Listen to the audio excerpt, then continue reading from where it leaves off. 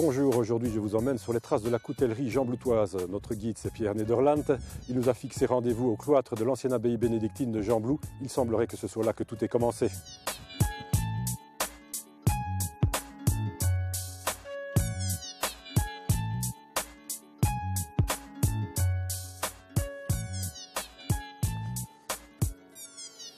Pierre, bonjour. Bonjour Michel. Alors si je t'ai fixé rendez-vous ici à la faculté dans le cloître, c'est justement parce que l'histoire de la coutellerie aurait démarré ici avec les abbés comtes. C'est ça, et plus particulièrement avec l'abbé Eugène Gérard, dont nous avons ici le blason dans le vitrail. Et l'abbé Eugène Gérard était fort intéressé par le développement de la ville.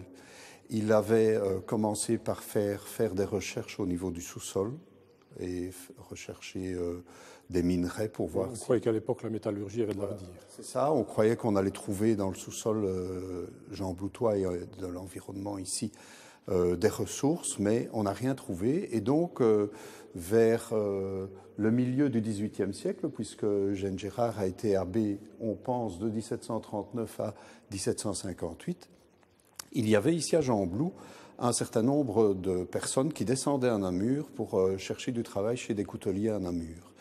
Et donc il y avait tout un mouvement qui se dessinait de Gembloutois qui allaient chercher du travail à Namur, qui fabriquaient des couteaux à la demande de couteliers namurois et qui allaient les reporter à Namur. Et donc Eugène Gérard, apparemment, a invité les patrons namurois à venir s'installer à Gembloux. Et c'est comme ça que, en 1747, on a les premières traces de couteliers installés à Gembloux. Ben, on va aller découvrir ça au musée où on peut retracer l'histoire de toute l'évolution de la coutellerie de cette époque-là jusqu'à pratiquement nos jours. C'est ça. Ben, on va y aller.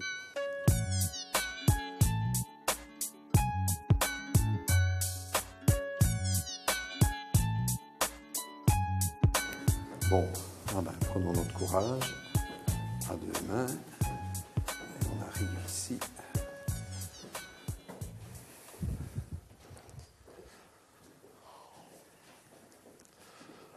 Eh bien, nous voilà dans le musée de la coutellerie. C'est un musée qui a été créé et initié par le Cercle Art et Histoire. Il est dans une forme un peu plus petite que ce qu'on a connu précédemment, notamment lors de son inauguration. C'est ça, oui. Ben donc ici, les locaux ont été un peu diminués au niveau du volume pour des raisons d'élargissement, je dirais, de l'administration communale.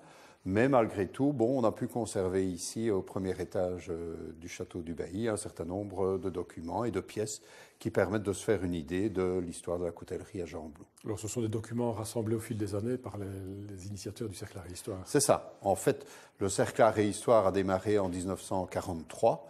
Et dès le départ, il y a eu l'idée que ce serait intéressant d'orienter le travail, entre autres, vers la coutellerie, puisque Gembloux a été à un moment donné reconnu comme capitale de la coutellerie. On pouvait timbrer les envois qui partaient de Gembloux avec le cachet Gembloux, capitale de la coutellerie. Alors, on le voit sur la carte ici, la coutellerie était fort présente au centre-ville. Oui, donc on a un premier document ici qui me semble intéressant parce qu'il présente la situation au début du XXe siècle à Gembloux.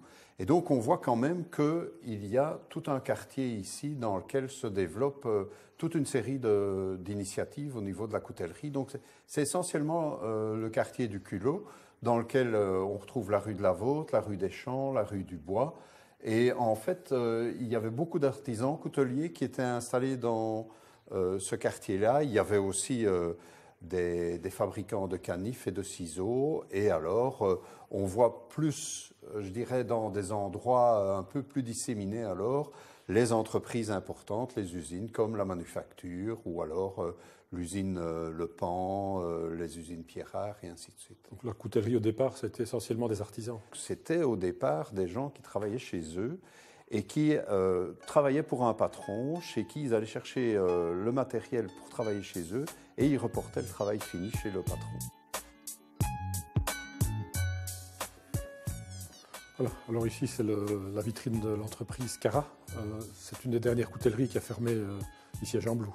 C'est une coutellerie qui était aussi un peu à la pointe du progrès, qui a su anticiper certaines choses. C'est ça. En fait, les Pierrard, c'est un nom très connu dans l'histoire de la coutellerie à Gembloux. Et donc, il y a toute une lignée de Pierrard qui, à un moment donné, se sont dit que fabriquer uniquement des couteaux, ce n'était pas une bonne idée, je dirais les choses comme ça. Et donc, ils ont commencé à fabriquer des couverts. Et Maurice Pierrard a commencé cette entreprise-là, qui se trouve donc dans la rue du Moulin. Et bon, petit à petit, il a développé son entreprise et il a cherché à faire, je dirais, du marketing, comme on en parlera actuellement. D'où le nom de Cara, parce que le Cara, ça évoque la richesse. Hein. C'est précieux, oui. Voilà, et en même temps, c'est un nom universel. Cara, c'est un, enfin, je ne connais pas toutes les langues du monde, mais c'est un vocable qui est utilisé dans toute une série de langues. Et donc, il a pu développer son entreprise et se faire connaître à l'étranger.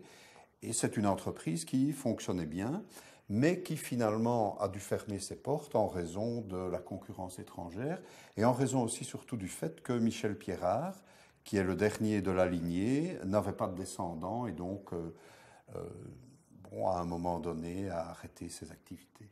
Alors, à côté de Cara Inox, il y a d'autres entreprises, Jean Blou, qui ont connu des fortunes diverses. Certaines ont été très célèbres, d'autres ont vécu et survécu. Oui, oui.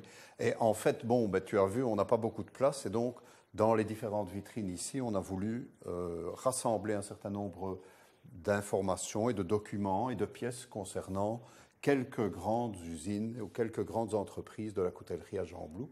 Par exemple, ici, on a des vitrines qui sont consacrées à la coutellerie du Pan, qui était spécialisée dans la fabrication de machettes.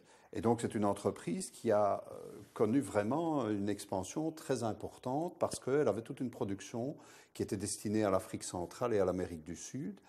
Mais l'évolution, je dirais, internationale et l'indépendance d'un certain nombre de pays, et entre autres l'indépendance du Congo belge, ont fait que cette entreprise a finalement dû fermer ses portes en 1965. En 1960, c'est l'indépendance du Congo. Il commence à y avoir des problèmes. Ils vont installer une succursale en 1962 à Kinshasa, enfin Léopoldville à l'époque. Et puis finalement, ça n'a pas marché. Conclusion, cette entreprise n'existe plus.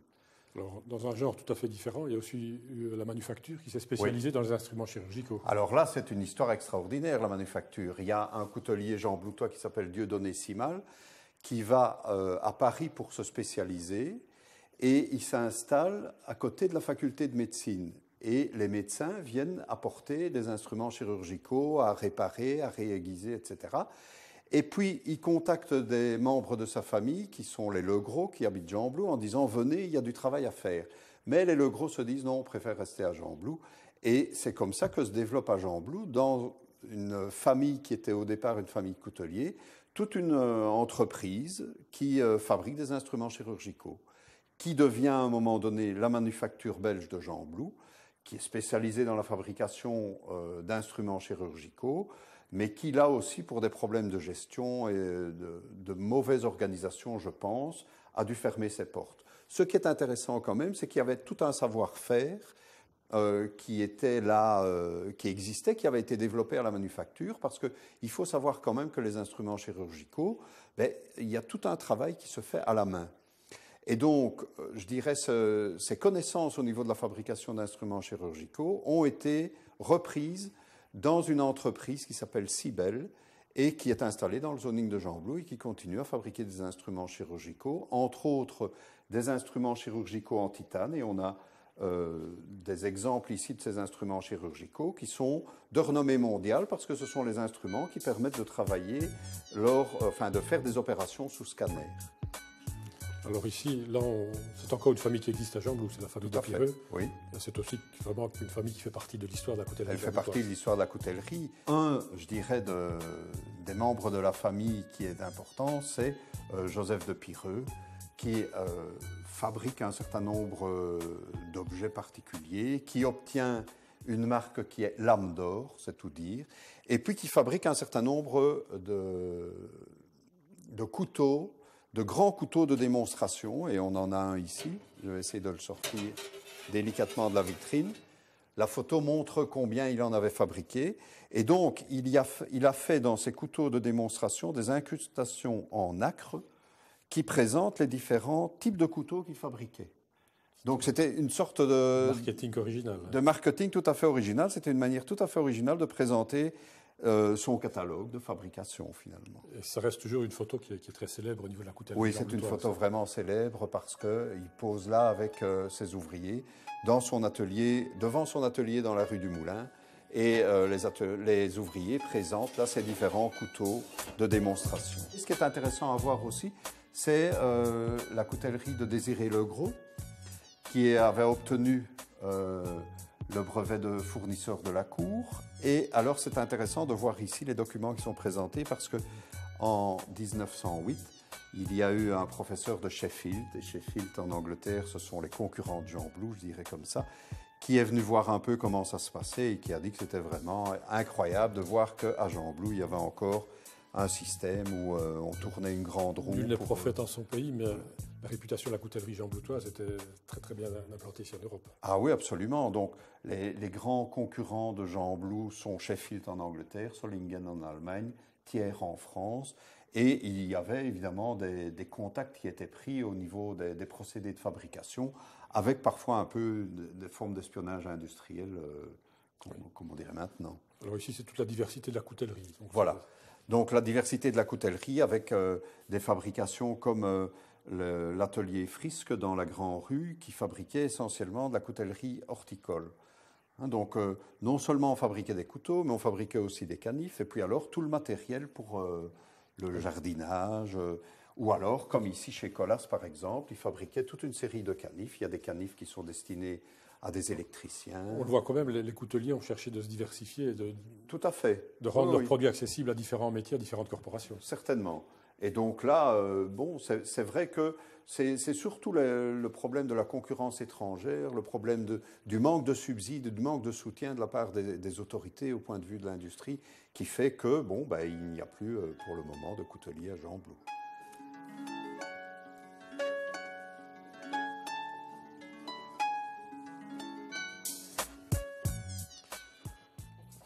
Alors finalement, la coutellerie a disparu, mais on aurait peut-être pu la sauver, notamment avec des initiatives dans l'enseignement. En fait, ce qui a manqué à Jean Blou, une des choses qui a manqué à Jean Blou, c'est une école de coutellerie.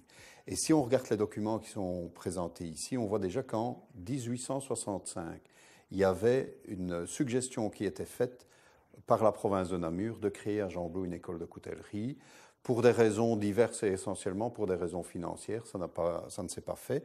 On voit aussi dans un document de 1943 qu'on parle de la création d'une école de coutellerie à Jean Blou. Pourquoi cette école ne s'est pas faite? Là, ça reste un mystère. Il faut dire que c'était une période troublée, qu'on n'a pas donc d'informations exactes sur les raisons qui ont fait que, alors que c'était annoncé, il n'y a pas eu de développement d'une école de coutellerie. Alors ici, le petit musée, on voit essentiellement des couteaux, des petites pièces, mais vous avez aussi récolté des machines-outils qui étaient importantes. Ça fait partie du savoir-faire de la coutellerie. Et ça, vous avez sauvé quelques machines que vous avez entreposées dans un hangar ici à Jean Blou, en espérant les installer au musée de la coutellerie. Alors je propose peut-être d'aller voir ces quelques pièces monumentales, je dirais. Voilà, allons-y.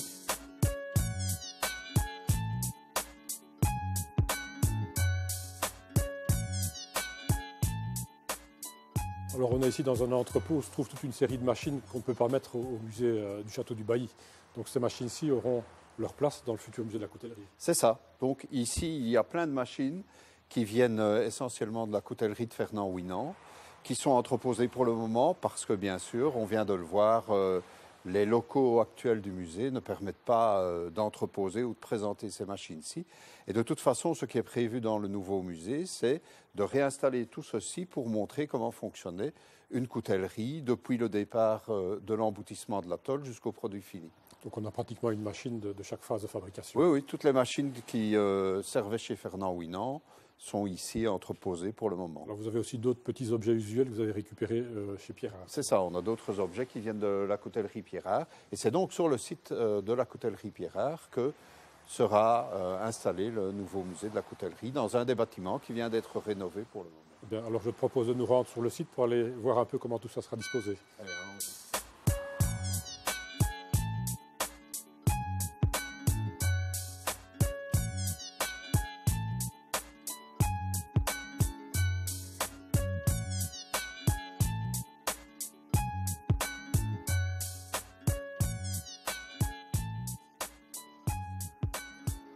bien voilà, on est ici sur le site Pierrard. Sur ce site, on a préservé un bâtiment qui accueillera le futur musée de la coutellerie. C'est ça. Donc, en fait, ça fait 20 ans que l'usine Pierrard a fermé ses portes ici, en 1988. Et donc, il a fallu de longues tractations pour réaménager le site. Finalement, il a été décidé de garder un des bâtiments de l'ancienne usine, qui est celui dans lequel nous nous trouvons. Et dans ce bâtiment-ci sera installé le futur musée. Il y aura donc non seulement le musée, mais il y aura également une cafétéria, une bibliothèque prévue, une salle de réunion. Et donc là, il y a tous les aménagements à prévoir. Alors ça, c'est le travail des prochaines années du Cercle, parce que je pense que ça prendra quand même un certain temps pour échafauder et concevoir ce dossier. Il faut le financer surtout, je crois que c'est là le plus gros problème. Ça, c'est le nœud de la question, si je puis dire. Et donc là, c'est vrai, le Cercle Art et Histoire a, je dirais, le matériel pour mettre dans le musée. On vient de le voir dans l'entrepôt. On l'a vu dans le petit musée que nous occupons pour le moment, mais nous avons encore d'autres collections à exposer. Il y a tout un groupe qui se met en route cette année-ci pour réfléchir avec des experts à la façon d'aménager le musée. Vous voulez faire un musée vivant. Voilà, c'est ça. On parle d'ailleurs de plus en plus de centres d'interprétation plutôt que de musées. Et donc, l'idée, c'est évidemment de ne pas simplement présenter, comme on le fait pour le moment, des objets, des couteaux, des documents, mais vraiment faire des animations. Voilà, c'est ça, d'avoir des animations avec l'aide, entre autres, de couteliers et de personnes de la Belgian Knife Society, avec qui nous commençons à avoir des contacts beaucoup plus réguliers, qui sont prêts à venir travailler ici sur place pour montrer comment finalement se fait le travail et le passage de la tôle au couteau ou au canif. Donc beaucoup de pain sur la planche d'ici les prochaines années. Quand peut-on espérer voir ce musée s'ouvrir ? Si on rêve, une échéance qui est fixée, c'est 2012.